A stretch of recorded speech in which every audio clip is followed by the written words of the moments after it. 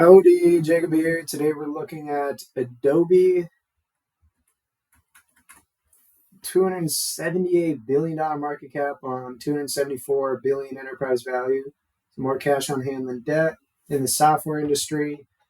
I believe this is the creator of PDF, or at least maybe they acquired them or something. But I mean, their ability to turn all of their sale or so many of their sales into subscription-based services is just absolutely phenomenal, and you absolutely see that in their operating margin here.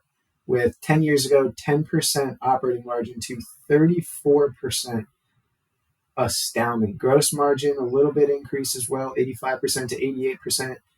That's amazing. So all you take out cost of capital, and you're looking at 87% of revenue. Unbelievable here. Growth double digit outside of 2014, 4.1 billion in revenue to 19.4 billion in revenue. Return on invested capital has gone up. We're looking at 25 to 30%. I mean, that's absolutely phenomenal. Let's look at the balance sheet quick. So about $8 billion on cash, 3.6 billion in debt. Beautiful balance sheet, just great here. Very low capital expenditures compared to cash from operations. That's also a huge plus. We see that capital expenditures have slightly doubled, and we see that cash from operations has 6 times. So 2 times capital expenditures, 6 times cash from operations, meaning free cash flow is absolutely gushing. I will say, though, I mean, not a bad thing, because it's never a terrible thing per se to have a lot of insider ownership, but $1.7 billion to stock-based compensation is quite a lot. And so basically what that means is if you'd have to buy $1.7 billion of shares to just keep the same shares outstanding. And so we do see that they've actually bought back quite a bit of shares since 2018, over $2 million every year, pretty much as $6.2 billion in 2022. You just want to make sure that they're buying back cheap shares.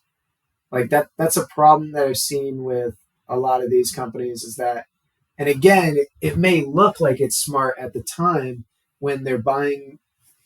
I mean, let's look at a 5-year basis. It looks like if they bought at 478, 450, and it's now 615, that's a great deal. I mean, 275 to 615 sounds like a fantastic deal in the short term, but again, it's not the short term that matters. You want to be buying back shares that are absolutely cheap for you.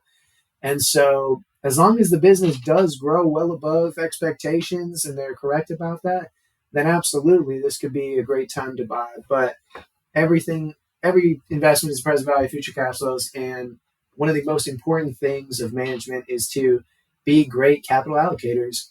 And it looks like outside of 2 large acquisitions, not a lot of acquisitions, not a whole lot of reinvesting, and then just a lot of share buybacks and a little bit of debt pay down and such. So I'm not saying this is a bad thing, because again, it's just, do they think that buying back shares will give you a better return than just handing out a dividend and then investing, getting a rough 7 to 10% return?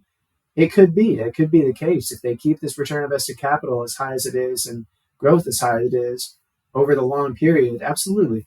But there gets a time, the bigger the company is, the harder it is to grow, the less opportunity you have to invest in. We just went over Apple, and I mean, they're essentially $3 trillion market cap company that makes $100 billion a year.